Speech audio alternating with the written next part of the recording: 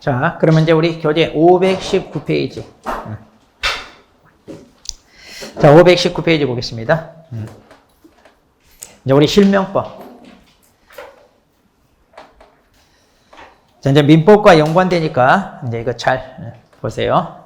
자, 실명법은 한마디로 이제 여기서 명의신탁하는 게 있잖아요. 그러니까 투기나 탈세 목적으로 실질 소유자가 자기 명의로 등기하지 않고 다른 사람 내세워서 이렇게 이제 부동산 빼돌리는 거. 이걸 막겠다 이제 이겁니다. 이게 이제 실명법인데.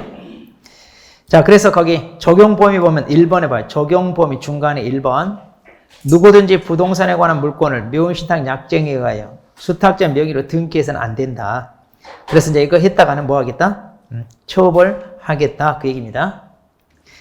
자, 그런데 맨 밑에 3번에 보면 이제 명의신탁 약정에서 제외되는 게 있어요.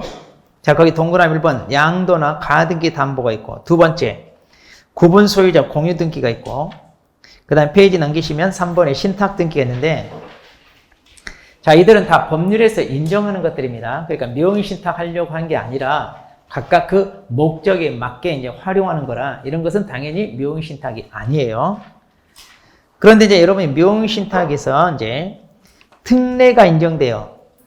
자, 특례가 인정됐다는 얘기는 뭐냐면 이제 무효로 하지 않고 유효로 인정해 주겠다 이건데, 자, 526페이지 봐봐요. 526페이지면 6번에 있잖아요. 배우자, 종중, 종교단체에 대한 특례 그랬죠. 그러니까 이 경우는 뭐냐면 이건 명의신탁이에요. 명의신탁인데 투기나 탈세 목적으로 부동산 빼돌리려고 한 게 아니라 편의상 하는 거예요. 그래서 이제 이들은 거기 첫째 줄에 조세포탈이랄지 강제집행 면탈. 조세포탈은 세금 안 내려고 하는 거고, 강제집행 면탈이라는 말은 자기 채권자가 자기 부동산 경매로 넘기려고 뺏어가려고 하잖아요. 그러니까 그거 빼돌리기 위해서 하는 게 이제 강제집행 면탈. 이 강제집행이 경매 얘기하는 거예요. 경매. 그러니까 경매로 뺏기지 않으려고 빼돌린다 그 말이에요. 자, 이러려고 이제 하는 목적이 아니라면 그럼 이런 경우는 무효로 하지 않고 유효로 해서 인정해 주겠다 그 얘기입니다. 인정해 주겠다. 그래서 그걸 제목에 보니까 유효한 명의신탁 그랬죠? 유효한 명의신탁. 자, 그러면 다시 이제 앞으로입니다. 자, 520페이지. 자, 그러면 이제 명의신탁에 대해서 살펴볼 건데, 먼저 그럼 명의신탁 약정이 뭐냐? 자, 1번. 자, 개념. 부동산에 관한 소유권, 기타 물권을 그랬어요. 자, 거기 소유권, 기타 물권 밑줄. 그러니까 이제 명의신탁을 해서는 안 되는 게 소유권 등기뿐만 아니라 기타 물권. 그러니까 우리가 지상권, 지역권, 전세권, 저당권. 자, 이런 물권들 등기하잖아요. 이런 것들도 명의신탁하면 안 된다 그 얘기예요, 지금. 그러면 이런 권리를 자, 보유한 자 또는 사실상 취득하거나 취득하려고 하는 자 그랬죠. 이 사람이 이제 뭐냐면 실권리자. 다시 말해 신탁자가 됩니다. 이 사람이 진짜 주인이라는 얘기예요. 그 다음 타인과의 사이에서 이때 타인이 이제 수탁자가 되죠. 대내적으로, 대내적이란 말은 신탁자, 수탁자 둘 사이에서는 그 말이에요. 그러면 이 둘 사이에서는요, 실권리자가 부동산에 관한 물권을 보유하거나 보유하기로 하고, 그러니까 주인 행세는 다 자기가 신탁자가 하고, 그에 관한 등기만 타인 명의로 하기로 하는 약정. 자, 이걸 뭐라고 한다? 명의신탁. 자, 그래서 이제 이걸 하지 마라 이건데, 그럼 오른쪽 갑니다. 그럼 이렇게 하지 말라는 명의신탁 했을 때, 그럼 이거 어떻게 할 거냐? 자, 거기 보면 1번, 명의신탁 약정 그 자체는 무효입니다. 그 다음에 그 약정에 따라 이루어진 등기, 이 등기가 3번, 이거 같은 물권 변동이에요. 이것도 다 뭘로 하겠다? 무효. 자, 그렇게 해서 이제 이런 것 자체를 인정하지 않겠다는 얘기입니다. 자, 그러면 이제 시험에는요, 그 유형이 나와요. 자, 유형이 3가지가 있습니다. 자, 이제 이거 잘 이제 들으셔야 돼요. 자, 첫 번째. 자, 이자가. 자, 두 사람 사이에서 명의신탁 했을 때. 자, 제가 그 내용을 쭉 다 설명할 거예요. 그럼 나중에 여러분이 천천히 읽어보시면 됩니다. 먼저 이해를 하시면 돼요. 이해. 자, 갑과 을 두 사람이, 자, 명의신탁을 했다는 얘기예요. 자, 그래서 이 두 사람 사이의 명의신탁을 약정을 하고 이 약정에 따라 이제 등기가 이렇게 이루어집니다. 그럼 이제 실명법에서 실명법에서 이 약정 유효 무효? 무효. 그다음 이 등기도 뭐다? 무효. 인정하지 않겠다.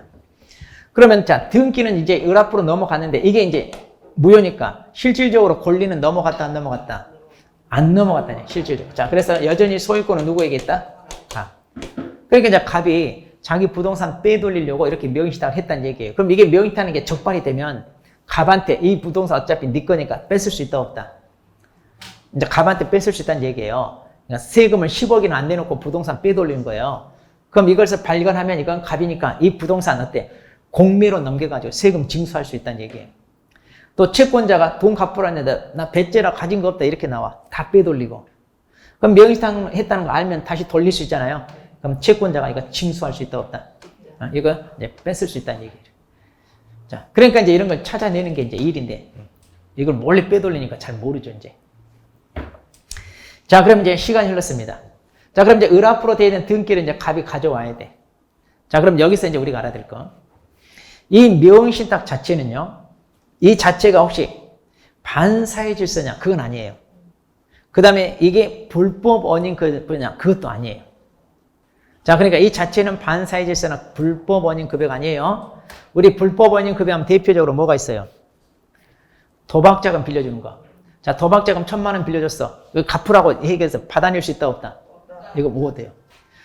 자, 여기다 막혔어요. 이것은 불법 원인 급여가 아니니까 찾아올 수 있다 없다? 찾아올 수 있다는 얘기예요. 그러니까 신탁자가 원래 자기 거니까. 자, 그럼 이제 이걸 찾아오는데 어떻게 찾아올 거냐? 명의신탁을 했잖아요. 이 약정에 의해서 등기를 넘겼잖아요. 그럼 이 약정, 자, 명의신탁 약정을 해지하고 내 앞으로 등기 돌려줘 하고 등기 이전 청구할 수 있다 없다? 이제 이건 물어봐 이제. 자, 그럼 이제 계약을 해지하려면 계약이 있어야 계약 해지란 말 쓰죠. 계약도 없는데 계약 해지란 말 쓸 수가 없잖아요. 그러면 자, 이 계약이 뭐예요 지금? 무효잖아요. 무효란 말은 계약이 있다 없다? 없는 거와 똑같아. 계약 자체가 무효니까 계약 해지란 말을 쓸 수 있어요 없어요? 없어요. 그러니까 이렇게 찾아올 수 있는 방법은 없다 그거예요. 자, 이거 잘 기억해야 돼요. 명의신탁 약정을 해지하고 신탁자가 자기 부동산 찾아올 수 있다 없다? 없다. 왜 찾아올 수 없다? 이 약정 자체가 무효이기 때문에. 자, 그 다음 두 번째. 그럼 이제 을 앞으로 되어 있는 등기. 자, 이것을 뭐예요? 이걸 말소하고 원상회복 할 수 있나요? 이제 이거. 이 방법. 자, 이제 우리 공시법. 자, 공시법에서 배웠던 거. 자, 보통 등기가 원인 무효면 말소할 수 있죠? 근데 이제 이게 원인 무효면 이제 말소 안 할 텐데 이게 먼저 원인 무효라는 걸 어때? 밝혀야 이제 말소가 되죠. 그럼 이제 이게 원인 무효라는 걸 밝혀서 말소해달라고 하기 위해서는 어떻게 해야 되냐? 소송을 제기해서 판결을 받아봐야 되죠. 확정. 자, 그래서 이 을 앞으로 된 등기 무효니까 말소해 주세요. 라고 말소 청구, 자, 소송을 제기합니다. 그럼 이제 판사가 아니, 등기 멀쩡한데 왜 이게 무효라고 하느냐?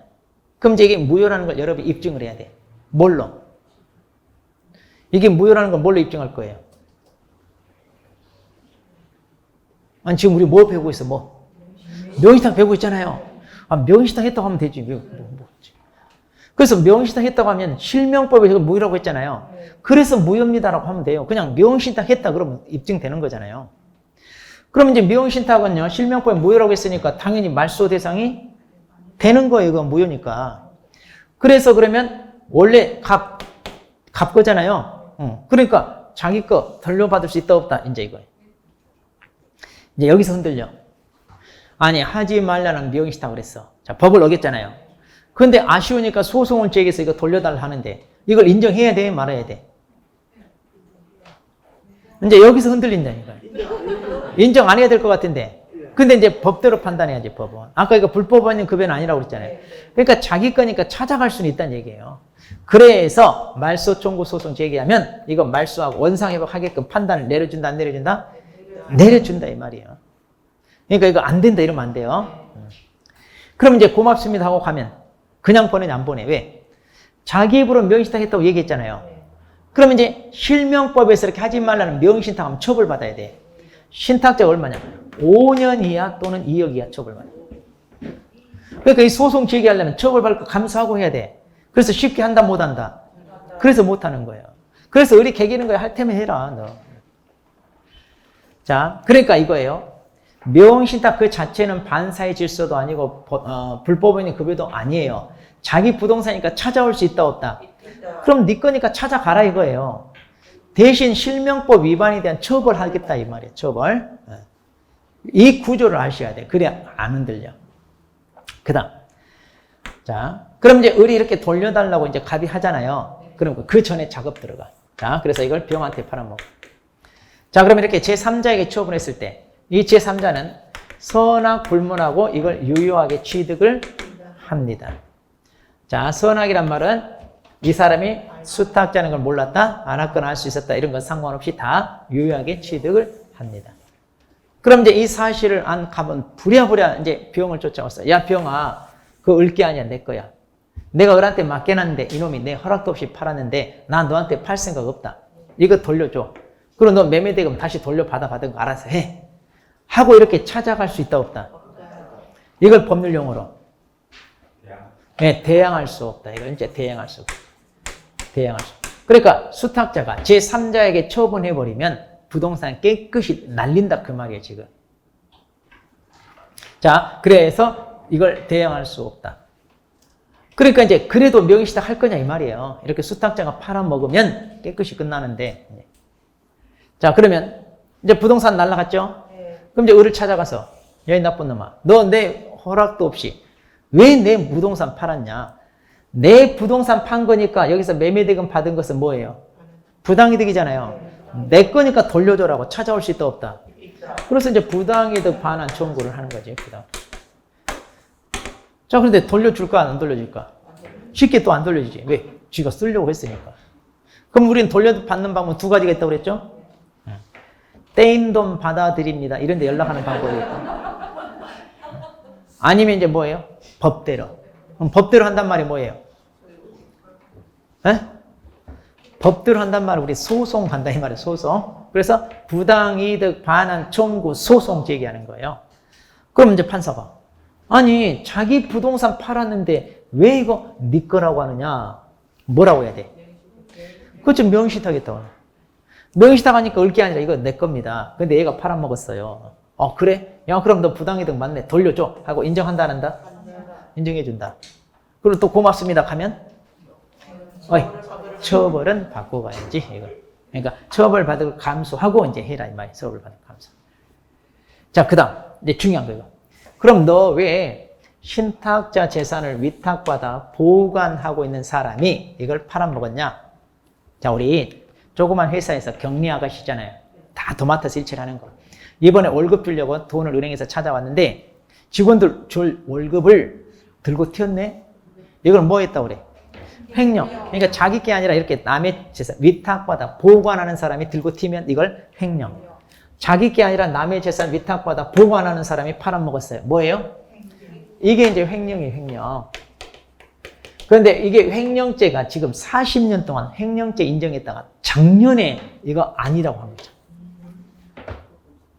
왜 이게 횡령죄가 아니냐? 이거 엄청 중요해요. 그러니까 지금도 김이 모락모락 나오고 있어요. 자, 판례를 봐요, 판례.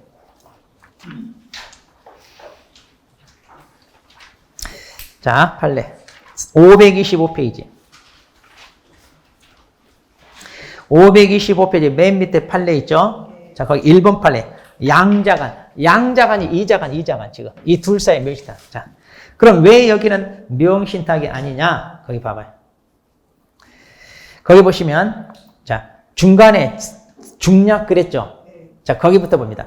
신탁자와 수탁자 사이에 무효인 명의신탁 약정 등에 기초하여 존재한다고 주장될 수 있는 사실상의 위탁 관계라는 것은 실명법에 반하여 범죄를 구성하는 불법적인 관계에 지나지 아니할 뿐 형법상 보호할 만한 가치 있는 신임에 의한 것이라고 할 수 없다. 그러니까 뭐냐면 지금 이 두 사람 사이에 명의신탁을 해서 이제 이거 맡겨놨잖아요. 그러니까 이제 이게 위탁 신임 관계냐 이거예요. 위탁. 자, 내 대신 네가 좀 보관 좀 하고 있어라고 이렇게 맡겼는데 이 자체가 뭐다는 얘기예요. 이 자체가 불법이다 이거예요. 왜? 명의신탁이잖아요. 명의신탁은 신명법에서 금지하고 있는 불법이에요. 이 자체가 불법이니까 이걸 법으로 보여줄 필요가 있다 없다? 없다 이거예요. 없다. 법으로 보여줄 필요가 없어요. 그래서 이 사람이 팔아먹었다 하더라도 횡령죄 된다 안 된다? 안 된다 이 말이에요 지금. 그 자체가 법으로 보여줄 필요가 없다. 지금 그 얘기예요. 자, 그래서 이 판례 중요합니다. 자, 그럼 이제 다시 앞으로 와서 자, 522페이지. 자, 520. 자, 이번에는 이제 3자간. 자, 3자간 등기명의신탁. 이제 세 사람이 등장한다는 얘기예요. 자, 갑의 부동산을 자, 을이 매매 계약을 해서 자, 부동산을 취득합니다. 그래서 이제 민법에서도 들어봤고 하니까 이해는 더 쉽죠? 그럼 이제 매매를 했습니다. 자, 계약금, 중도금, 잔금 다 치르고 샀어요. 그런데 등기를 자기 앞으로 하지 않고 병 앞으로 하겠대. 자, 병 앞으로. 자, 내가 이런 사정이 있으니까 네 앞으로 해놨다가 나중에 나한테 돌려줘. 좋다. 그렇게 해서 이제 두 사람 사이에 이렇게 명의신탁 약정이 있습니다. 자, 이 약정에 따라 이제 등기가 갑에서 병 앞으로 자, 이렇게 넘어갑니다. 자, 그럼 실명법에서 이런 약정 유효, 무효? 무효. 이 약정에 의하여 이루어진 물권 변동 유효, 무효? 무효. 자, 그럼 여기서 이제 잘 들어야 돼요. 자, 이 신탁자 을이 계약금, 중도금, 잔금 다 치르고 부동산을 사서 지금 이제 등기만 병 앞으로 해놓은 상태잖아요. 그럼 이 상황에서 이 부동산 소유권 누구에게 있나요? 이제 이거 물어봐. 갑, 을, 병 중에 누구한테? 갑. 을은 우리 돈 주고 다 샀는데 을은 없어요? 병은? 병도 없어요? 그래서 이제 들은 건 있네. 보통 지나가는 사람한테 물어보면 이 공부를 처음 하는 사람은 다 누가 소유자냐? 을이라고 그래. 왜? 돈 주고 자기가 샀잖아. 근데 우리가 지금까지 공부를 했어. 민법이나 공시법에서. 부동산 소유자는 누가 소유자예요? 자기 거라고 소리치는 사람? 아니면 부동산에도 편말 하나 박아놓고 거기 지키고 있는 사람? 등기. 등기가 있어야 돼. 여기 등기 있어요? 없어요? 그러니까 없어. 그럼 등기가 병한테 있네요. 그런데 병한테 간 게 뭐예요? 무효니까 실질적으로 권리가 넘어갔다 안 넘어갔다? 그래서 갑에게 있어요. 그러니까 혹시 갑이라고 대답 못한 사람, 을이라고 하려고 했다가 남들이 갑이라고 하니까 쏙 들어간 사람들 표정에서 다 보여. 이해되죠? 그러니까 부동산은 반드시 뭐가 있어야 된다? 등기. 그러면 자, 이제 똑같아. 자, 시간이 흘렀어요. 이제 을은 병 앞으로 되어 있는 이 등기를 자기 앞으로 가져와야 돼. 자, 어떻게 가져올 거냐? 자, 첫 번째. 또 명의신탁 약정을 해지하고 자기 앞으로 등기 전 할 수 있다 없다? 있다 없다? 없다. 왜 없다? 이게 똑같다니까요. 무효니까 계약 자체가 있다 없다? 없다. 그 다음 두 번째. 똑같아. 병 앞으로 되어 있는 거 등기. 자, 이것을 말소하고 찾아올 수 있다 없다? 에? 없다? 똑같다니까. 아까 여기 말소하고 찾아왔어? 안 찾아왔어? 찾아왔잖아. 아까 불법원이 급이 아니라니까요. 찾아올 수 있다니, 자기 거. 자, 근데 여기서 이제 잘 들어야 돼. 그럼 원상회복하는데 등기를 병에서 을 앞으로 바로 이렇게 해줄 수 있나요?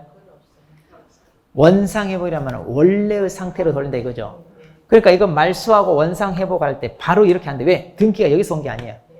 그러니까 어떻게 해야 돼? 그래서 갑으로 가야 돼요. 그럼 이걸 말소하기 위해서는 당사자 누가? 갑이 해야 되는데 갑은 신경 끄잖아요. 그래서 누가?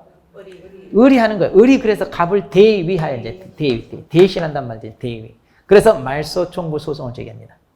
그렇게 해서 이제 병에서 갑으로 돌리고 그 다음 이렇게 찾아가는 거예요. 이렇게. 자, 그럼 여기서 이제 매매는 이건 유효잖아요. 매매 자체는 뭐 무효가 아니니까.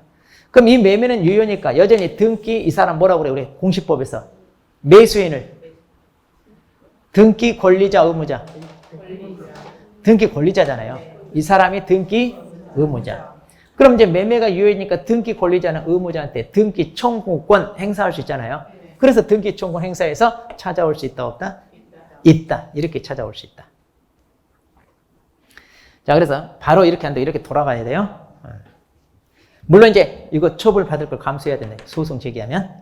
자, 또 이제 달라고 하니까 작업 들어갑니다. 자, 제3자에게 팔아먹습니다. 제3자는 선악불문하고 취득하고. 또 이거 내 거야 돌려줘 할 수 있다 없다? 이거 할 수 없다. 이거 대항할 수 없다.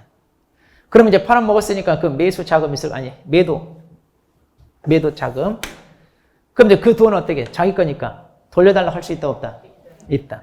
그래서 이제 안 돌려주면 이제 부당이득 반환 청구할 수 있다. 그럼 이때 부당이득 또 안 돌려주면 소송 제기해서 돌려받을 수 있다. 자, 그 다음 판례가 너 왜 신탁자 재산을 위탁받아 보관하고 있으면서 팔아먹었냐? 자, 횡령죄 인정한다, 안 한다? 그럼 왜 안 한다? 이제 이거. 자, 봐봐요. 자, 525페이지. 자, 525페이지 맨 밑에. 자, 이제 거기 3자간 있잖아요. 자, 거기 보면, 이걸 이제 거기 셋째 줄에 보면 중간 생략 등기형 명의신탁이라고도 해요. 왜냐면, 자, 봐봐요. 자기는 중간에 쏙 빠지고 등기를 바로 이렇게 넘겼다 이거예요. 그래서 이 3자간을 중간 생략 등기형 명의신탁. 그러니까 혹시 이런 말로 나와도 이게 뭔지 당황하지 마시고. 자, 그러면 이제 거기 봅니다. 거기 하나, 둘, 셋, 넷째 줄 끝부분. 명의신탁자는 신탁 부동산의 소유권을 가지지 아니하고, 그럼 소유권 누구한테 있다는 얘기예요? 여기 갑이 있다고, 원소유자. 그러니까 소유권이 신탁자 여기 있는 게 아니라 여기 있다 이 말이에요, 지금. 자, 그래서 명의신탁자와 수탁자 사이에 위탁 신임 관계를 인정할 수 없다. 그러니까 야, 내 부동산 네가 좀 보관하고 있어. 이렇게 해야 되는데 소유권이 여기 갑에게 있고 을 게 아니에요. 그러니까 위탁 신임 관계 자체가 있다 없다. 그래서 이것은 횡령죄가 안 되는 거예요. 그럼 이제 이 사람 뭐냐? 한마디로 갑의 물건을 파는 거와 똑같은 거예요. 갑의 부동산을 파는 거. 갑에 대한 불법 행위가 되는 거예요. 그러니까. 자, 그래서 횡령죄가 근데 이것도 횡령죄 된다고 30년 넘게 했다가 3년 전에 안 된다고 한 거예요. 이거 먼저 횡령죄 안 된다고 하고 이제 이건 작년에 안 된다고 하고. 자, 그래서 이제는 횡령죄 안 된다. 자, 다시 앞으로입니다. 자, 523페이지. 자, 523페이지 갑니다. 네, 거기 계약 명의신탁. 자, 3번. 자, 계약 명의신탁. 자, 이제 계약 명의신탁 이것도 시험에 잘 나옵니다. 자, 먼저 갑의 부동산을 자, 을이 사고 싶어요. 근데 자기가 직접 나서지 않아. 왜냐면 자기가 직접 나서면 계약 당사자라는 게 드러나잖아요. 자, 여기서는요. 을이 계약을 체결했죠. 그러니까 등기를 병 앞으로 해달라고 했잖아요. 그럼 갑은 을 병사의 명의신탁 관계를 알아요, 몰라요? 알잖아요. 자기는 을하고 계약했는데 등기를 병한테 해달라고 하니까 이런 관계를 알죠. 그러니까 나중에 조사 들어가면 갑은 나는 을하고 계약했어요 하고 얘기해버리면 명의신탁 인정되죠? 인정돼요. 자, 근데 여기는 이제 자기가 드러나지 않게 하겠다 이거예요. 자, 왜냐? 이번에 이제 윤석열 자기 장관 시켜준대. 그런데 이제 청문회에 가서 땅 투기했다고 드러나면 안 되잖아요. 그러니까 자기 운전기사한테 어이 김기사, 예, 내가 돈을 줄 테니까 자네가 이 돈을 들고 여기 가서 직접 계약을 해서 자네 앞으로 등기 좀 해놓게. 그리고 이제 내가 장관 물러나면 그때 나한테 이제 등기 돌려줘. 예, 주인님. 자, 그래서 이 두 사람 사이에 명의신탁 약정을 합니다. 그래서 매수 자금을 주니까 그 돈을 들고 직접 계약을 합니다. 그럼 갑은요, 이 사람이 수탁자란 거 알까요, 모를까요? 모르죠. 자기가 돈 들고 와서 계약하니까. 근데 이제 알 수도 있죠. 내가 이렇게 시켰어 하고. 그럼 이제 일단은 계약 명의신탁은 이 사람이 어떤 사람일 때? 서은일 때, 몰랐을 때 얘기해. 몰랐을 때. 자, 그러면 자, 실명법에서 이런 명의신탁 약정 유효, 무효? 무효. 자, 무효입니다. 그 다음 이 약정에 의하여 이루어진 물권 변동. 자, 이 물권 변동은 뭐다? 무효여야 되잖아요. 무효인데 이렇게 그 상대방이 이렇게 그 다른 일방이 수탁자라는 사실을 몰랐을 때 이때는 예외로 뭐다? 이게 유효해. 누구? 이 사람을 보호하기 위해서. 자, 그래서 예외로 이때만. 그러니까 이거 잘 봐야 돼요. 등기 여기도 무효, 여기도 무효. 그런데 여기는 뭐다? 그래서 이거 시험에 이제 잘 물어봐. 여기서 시험에 잘 물어봐. 그럼 여러분이 최근에 기출문제 봐봐요. 작년 32회, 31회, 30회, 29회, 28회 전부 다 사례로 나와. 사례로. 사례로 나오는데 이제 이게 3자간인지 계약명의신탁인지 이걸 모르면 문제가 안 풀려요. 그러니까 이제 문제 지문으로 막 이렇게 설문이 나오는데 그걸 보고 얼른 삼자간인지 계약명시탁인지 빨리 파악해야 돼. 이제 기출문제 보면 나와요. 근데 이제 어렵다고 난리치고 있어. 이번 모의고사도 이거 그대로 냈는데 어렵다고 난리치고 또. 바로 다 풀 줄 알아야지. 자, 이제 잘 봐요. 그러면 이제 이 계약명시탁입니다. 자, 이 계약명시탁. 그러면 이것은 무효고 이건데. 자, 이제 문제가 이렇게 나와요. 자, 명의신탁 약정은 명의신탁 유형 불문하고 종류 불문하고 모두 무효다. OX. 자, 다시 잘 못 들었어. 자, 명의신탁 약정은 종류 불문하고 모두 무효다. OX? 그렇죠. 이거 물어보죠. 그러죠? 근데 이제 이거 떠올려가지고 또 X 하는 사람이 있다. 그래서 잘 틀려. 그럼 다시. 명의신탁 약정에 의한 물권 변동은 종류 불문하고 모두 무효다. 그러면 X예요, 이거요. 그러니까 이건 묻는지 이건 묻는지 구분 잘해야 돼요. 이건 놓쳐서 맨날 틀린다니까. 자, 근데 이게 뭐였을 때? 반대로 이 사람이 악입니다. 자기가 계약은 병하고 했는데 알고 볼 땐 병이 나 이 사람 부탁을 받아서 한 거예요. 이렇게 얘기를 했어. 그럼 이제 수탁자는 거 알겠죠? 그러면 이제 어떻게 될까요? 예? 그러면 무효. 만약 이게 악이라면 이거 무효입니다. 그럼 이게 무효면 어떻게 될까요? 똑같아. 여기가 똑같아집니다. 여기가 똑같아집니다. 소유권은 여전히 누구한테? 여기 남는 거예요. 그럼 여기서는 자, 이제 선일 때는 어떻게 돼요?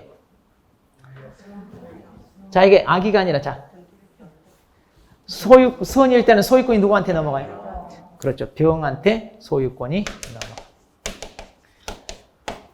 자, 이거 조심해야 돼요. 을이 비록 매수 자금을 주고 이제 자기 것처럼 했지만 실질적으로 거래를 한 사람은 병이잖아요. 그러니까 소유권은 누구에게? 병에게.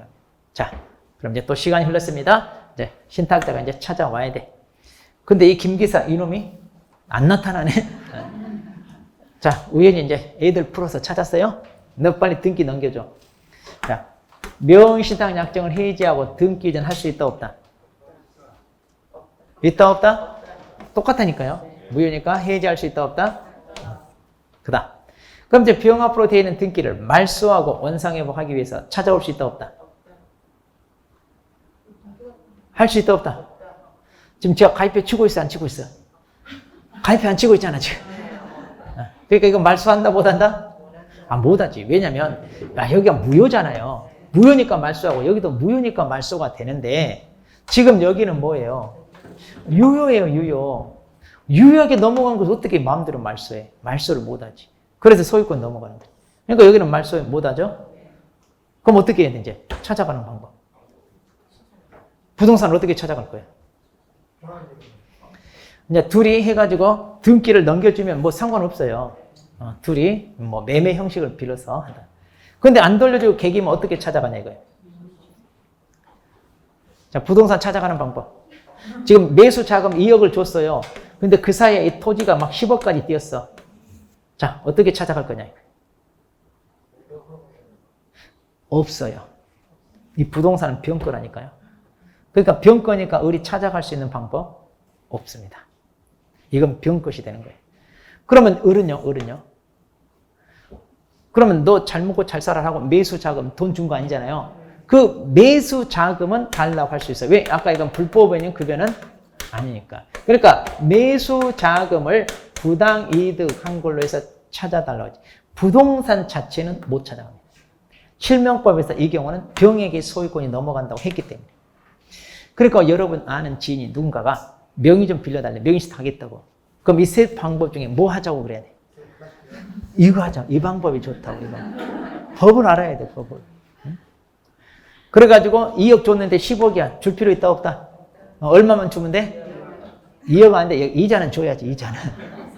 네, 이자는 좀 챙겨서 주고 안 줘도 됩니다. 달라고 못해. 못 뺏어가요. 자, 그래서 계약명시탁. 자, 그래서 이제 부동산은 누구 것이 된다? 병 것이 됩니다. 자, 병에 또 팔아먹었습니다. 당연히 취득하고요. 또 달라고 한다, 못 한다? 그럼 여전히 이제 어때요?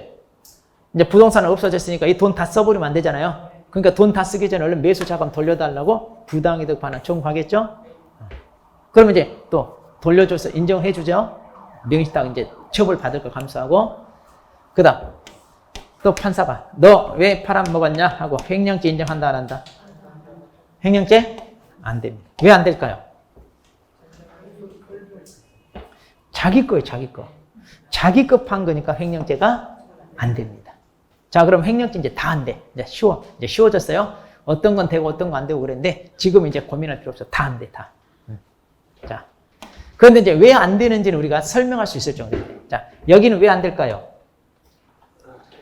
신탁자 재산이 아니라고 그랬죠. 갑거라고 그랬잖아. 그러니까 위탁 신임 관계 자체가 아예 없다. 위탁 신임 관계 자체가 없다. 자, 여기는 위탁 신임 관계가 있어요. 위탁 신임 관계가 있는데 이 자체가 뭐다? 불법. 즉 실명법 위반인 불법. 이 불법을 인정해 줄 필요 있다 없다? 법적으로 보호해 줄 필요가 없다. 그래서 아니다. 이걸 잘 여러분. 자, 이렇게 해서 이제 우리 정리를 다 했습니다. 자, 그 다음에 자, 524페이지 봅니다. 524페이지 거기 제3자에 대한 처분의 효력. 자, 아까 얘기했죠, 다. 그러니까 자고로 수탁자가 제3자에게 팔아먹으면 제3자 선악불문하고 유효하게 취득합니다. 네. 자, 그런데 오른쪽 판례를 봐봐요. 자, 525페이지. 자, 거기 메인 위에 판례를 보면 2번 판례 봅니다. 자, 그런데 2번 판례를 보면 거기 하나, 둘, 셋째 줄 봐봐요. 2번의 셋째 줄. 자, 중간. 즉, 명의 수탁자로부터 신탁재산을 매수한 제3자가 수탁자의 명의신탁자에 대한 배신 행위에 적극 가담한 경우에는 수탁자와 제3자 사이의 계약은 반사회적인 법률행위로서 무효라 할 것이다. 이때는 무효. 자, 지금 선악불문하고 유효하게 취득한다고 그랬잖아요. 그런데 이 둘이 짜고서 신탁자 재산을 빼돌리려고 지네 둘이 짠 거예요. 그럼 이런 것까지는 유효로 인정한다 안 한다? 이때는 아니다 이거예요. 그래서 이 배신행위 수탁자가 신탁자 재산을 팔아먹는다는 걸 알고 여기에 같이 가담해서 이거 빼돌리자 우리 이런 식으로 한 것은 인정 안 한다. 이거 이 판례. 그 얘기죠. 자, 그 다음에 이제 횡령죄 다 인정 안 된다 했고요. 자, 페이지 넘깁니다. 자, 527페이지. 자, 그러면 이제 이렇게 하지 말라는 명의신탁 했을 때 이제 제재입니다. 자, 첫 번째 과징금. 자, 과징금은 이제 신탁자에 때립니다. 너 왜 하지 말라는 명의신탁 했냐 해가지고, 자, 과징금 때립니다. 자, 과징금은 거기 동그라미 1번 체크하세요. 부동산가에게 100분의 30에 해당하는 금액. 범위 안에서. 자, 여기 범위 안에서 주시면 돼. 왜 30% 보면? 자, 명의신탁한 기간이 있잖아요. 기간이 기냐 짧으냐에 따라서 5%, 10%, 15%래요. 또 명의신탁한 부동산 가액이 얼마짜리냐에 따라서 5%, 10%, 15%래요. 그러니까 명의신탁한 기간도 길고 금액대도 커. 그러면 최고 얼마가 된다? 그래서 30이에요. 기간은 기는데 금액은 작아. 그러면 이렇게. 그럼 얼마가 되겠어요? 20% 이런 식이 된다는 얘기예요.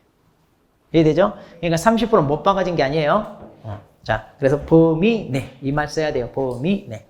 이거 기출문제 30% 확정 금액을 부과한다. 이렇게도 나왔잖아요. 이거 사법고시도 나왔어요. 30% 확정금을 부과한다.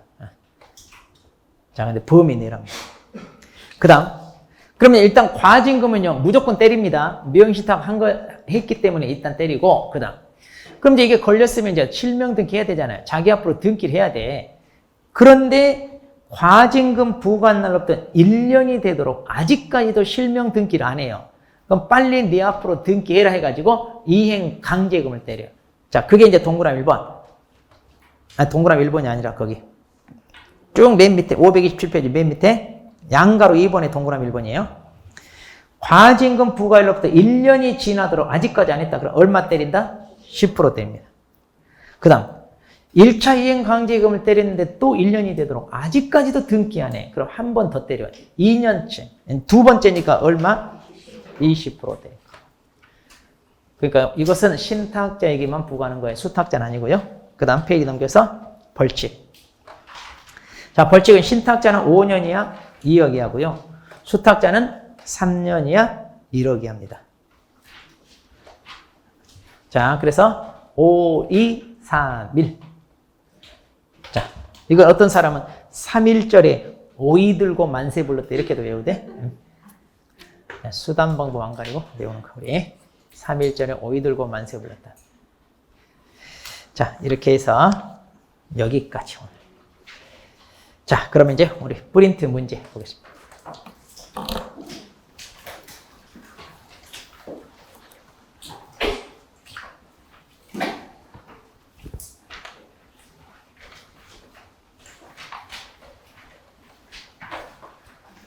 자, 1번 문제 봅니다. 1번. 자, 부동산 거래 신고 등에 관한 법령상 토지거래계약 허가구역 지정에 관한 설명 틀린 거. 자, 허가구역이 2개 이상의 시도 관할구에 걸쳐 있을 때는 누가 지정한다? 국장. 맞죠? 자, 국장은 지정기간이 끝나는 허가구역을 계속하여 다시 허가구역을 지정하려면 중앙도시계획위원회 심의 전에 미리 시도지사 의견을 들어야 한다. 자, 재지정할 때는 의견 청취가 필요하다고 그랬잖아요. 국장이 지정할 때는 시도지사 의견 청취가 필요하고, 시도지사가 지정했을 때는 시군구청장 의견 청취가 필요하다. 그 말이에요. 자, 맞아요. 3번, 허가구역 지정 공고 내용 통지를 받은 시군구청장은 지체 없이 그 공고 내용을 허가구역 관할하는 등기 소장에게 통지해야 한다. 자, 시군구청장이 등기 소장한테 알려준다고 그랬죠. 그래서 얘네들 등기할 때 그냥 해주면 안 되고 허가증 확인하고 해라 이 말이에요. 4번, 허가구역의 지정은 허가구역 지정을 공고한 날부터 5일 후에 발생한다. 그렇죠? 5일 후에.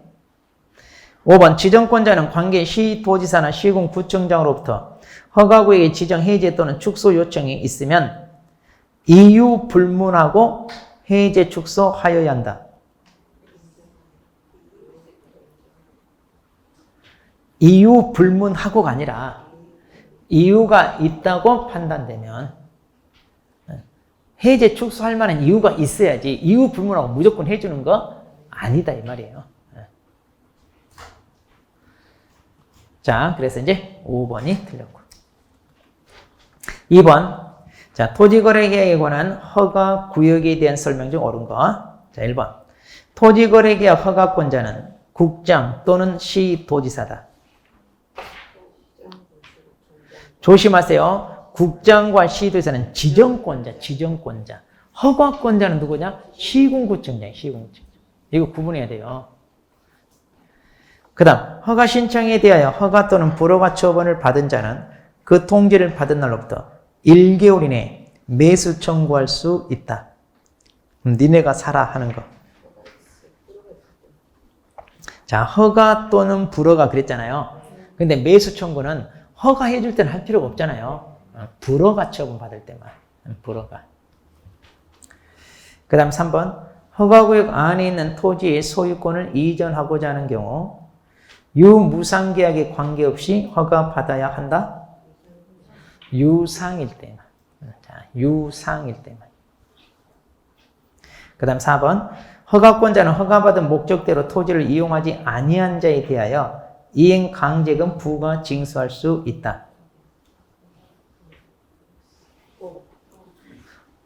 아까 이행강제금 방십, 임칠, 변오 있잖아요. 허가받은 목적대로 이용하지 않았을 때 누가요? 허가권자, 즉 시군구청장이.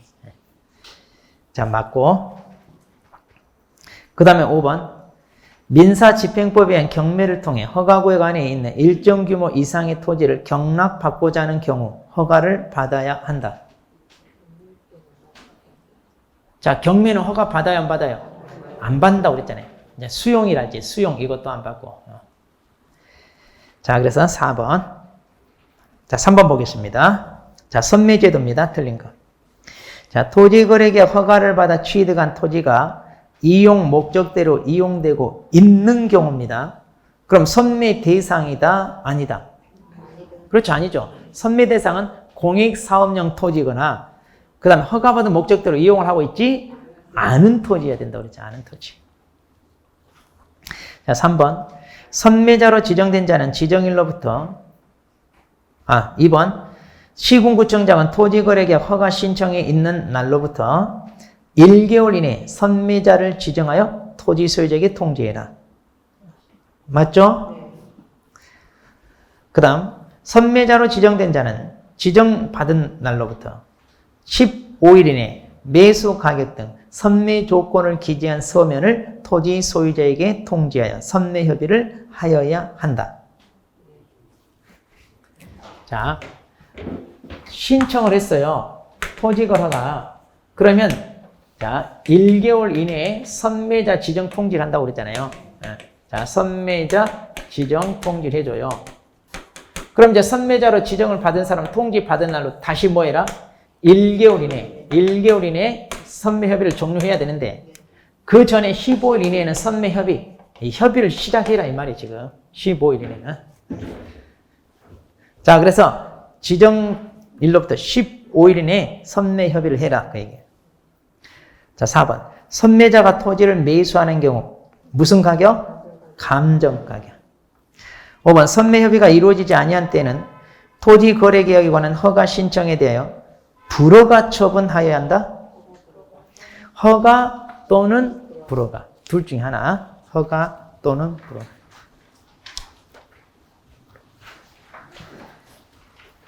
자, 그 다음에 4번. 자, 장사법입니다. 옳은 거. 자, 분묘 연고자는 분묘 설치 기간이 끝난 날로부터 1년 내에는 철거하고 화장이나 보관해라. 맞죠? 자, 1년 내에는 다 철거하고 화장. 그 다음. 가족 자연장기를 조성하고자 하는 자는 시장 등의 허가를 받아야 한다. 개인은 사후 신고, 가족이나 종중문중 자연장기는 사전 신고죠. 사전 신고. 법인만 사전 허가예요. 법인만. 자, 그러니까 여기 허가 받아야 한다. 틀렸잖아요. 신고. 3번 개인 묘지를 설치하고자 하는 자는 매장지관할 시장 등에게 신고해야 한다. 그런데 개인 묘지 설치하고자 하는 자, 그럼 미리 신고, 사전 신고입니까? 사후 신고라고 했죠. 묘지 설치 후 30일 이내 신고, 사후 신고. 4번 분묘 점유 면적은 개인은 10제곱미터가 아니라 30이죠. 30. 개인은 30제곱미터. 그리고 이제 가족이나 종중, 문중, 법인 묘지 한 기가 설치하는 면적 그게 10제곱미터 초과하지 마라. 합장은 15 초과하지 마라. 이렇게 돼 있어요. 그 다음 5번 사설묘지에 설치된 분묘 설치기간 30년을 합니다. 자, 그런데 1회 하나요. 얼마로 연장해라? 30년으로 해야 돼. 15년. 그래서 토탈 몇 년? 60년 이렇게 됩니다. 자, 그 다음에 농지법상 내용. 자, 틀린 거. 농지를 취득하고자 하면 원칙적으로 농지증 발급 받아야 한다. 그렇죠? 그래서 농지는 농사 지을 사람이 취득해야 되니까 그걸 검증을 해가지고 농지증 발급해줘요. 그 다음 농지 전용 허가를 받은 자가 농지를 취득하는 경우라도 농지증 있어야 됩니까? 네, 있어야 돼요.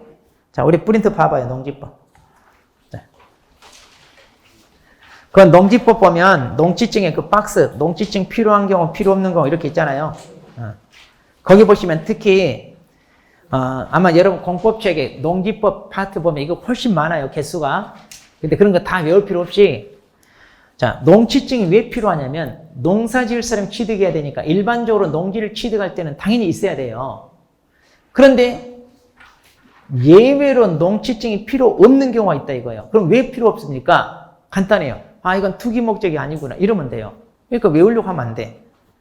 자, 그런데 이제 그 중에서도 조금 주의해야 될 것만 여기다 실어 놓은 거예요. 3개씩. 자, 그러면 왼쪽에 농지증 필요한 경우 봐봐요. 농지 전용 허가가 있고 농지 전용 신고 있죠. 자, 허가와 신고 동그라미 하세요. 허가 동그라미, 신고 동그라미. 이 경우는 농지증이 있어야 돼요. 그런데 그 오른쪽에 농지 전용 협의 동그라미 말이에요. 협의는 필요 없어요. 그러니까 이게 3가지가 헷갈려. 농지 전용 허가, 농지 전용 신고, 농지 전용 협의. 그러니까 이것은 외워야 돼요. 좀 헷갈리니까. 그 다음에 주말 체험 영농 목적으로 취득할 때도 농지증이 있어야 돼요? 없어야 돼요? 있어야 됩니다. 왜냐면 투기 목적으로 한 사람이 얼마나 많아 이게. 그 다음에 연구 실습 목적이라 하더라도 농지증은 다 있어야 됩니다. 그런데 이제 오른쪽에 공유 농지를 분할하거나 시오치드. 그 다음에 토지걸 허가 받았다. 아까 토지걸 허가 받으면 농지증 받은 걸로 본다고 그랬죠. 그 다음에 공유 농지 분할은요. 원래 공유 농지는 자기 지분 찾아가는 거잖아요. 새로이 취득하는 게 아니라 원래 집권 나눠가는 거예요. 그러니까 이건 뭐 따로 필요 없고. 그 다음에 시효취득도 봐봐. 무려 20년 넘게 점유하고 있었어요. 자, 투기 목적으로 지금 취득하는 거예요? 그게 아니라 20년 넘게 자기가 점유하고 있었다니까요. 자기 것처럼. 투기하고 상관없잖아요. 그러니까 이건 필요 없다는 얘기예요. 그러니까 외우려고 하지 마세요. 자, 외우려고 하지 마세요. 네. 자, 그럼 다시 문제를 갑니다. 농지 전용 허가를 받은 자도 당연히 농지증 있어야 됩니다. 그 다음 3번. 주말 체험 영농 목적으로 취득할 때는 1000제곱미터 미만까지만 소유할 수 있다. 그렇죠? 자, 그 프린트 봐봐요. 농지 소유 상한 중간에 봐봐요. 상속 농지는 1만 제곱미터. 8년 이상 농사 짓다가 이농했을 때도 1만 제곱. 주말 체험은 1000 미만. 1000 미만까지만 소유할 수 있다. 그 얘기예요. 특히 여기는 미만이에요. 그리고 주말 체험 영농은요, 세대 전부 합산한다는 거. 아버지 1000, 엄마 1000, 딸 1000, 아들 1000 이게 아니라 가족 전부 합쳐서 얼마? 1000. 그 다음에 4번. 3번의 경우 농업경영계획서 작성하지 않고 농지증 발급받나요? 아니요. 이제 있어야 돼. 이게 바뀌었어요. 그래서 주말 체험 영농계획서라고 이제는 써야 됩니다. 왜냐? 주말 체험 영농 목적으로 취득한다고 해놓고 투기 목적으로 취득하는 게 너무나 많아. 그래서 이제 주말 체험용도요, 이것도 강화한 거예요. 농업경영계획서 이제 쓰게끔. 그 다음 5번. 농지 소유 상한을 초과하여 소유한 것이 판명되면 그 사유 발생일로부터 언제까지 처분해라? 1년. 자, 여기도 1년 내에 처분해야 돼요. 그런데 1년 내에 처분 안 했어. 그럼 처분하고 명령을 내립니다. 그래도 개격. 그럼 이행 강제금 때려. 자, 이때 이행 강제금 몇 프로? 25%. 거기 이걸 받겠다니까요. 20%가 아니라 얼마? 25% 거기. 그래서 감정가격이나 개별 공시지가 과정 높은 가액이에요. 그럼 개별 공시지가보다 감정가가 어때요? 훨씬 높겠죠? 아, 그러니까 투기꾼들한테는 왕창 뺏어내겠다 이 말이에요. 이번에 강화. 그러니까 농지법 할 때도 이 바뀐 내용 있잖아요. 특히 이거 시험에 나올 확률이 높아 이번에. 그러니까 이 부분은 특히 잘 알아두세요. 이 부분. 자, 이렇게 해서 이제 오늘 여기까지. 이렇게 합니다. 다음 주는 5월인데 우리가 5월 첫째 주까지 마지막 진도 나갑니다. 그러니까 5월 첫째 주는 처음부터 나가는 게 아니라 이제 맨 뒷부분 주택임대차, 상가임대차, 경매, 매수대리. 말이 필요 없이 중요한데 지각하면 돼, 안 돼? 당연히 결석은 안 되고 지각도 하면 주택임대차 중요한 부분이니까 놓치잖아요. 그러니까 지각하지 않도록 그렇게 하세요. 또 뭐 연휴가 이제 연달아 끼고 어린이날이고 뭐 하니까 놀러 간다 하지 말고. 자, 그럼 다음 주에 뵙겠습니다.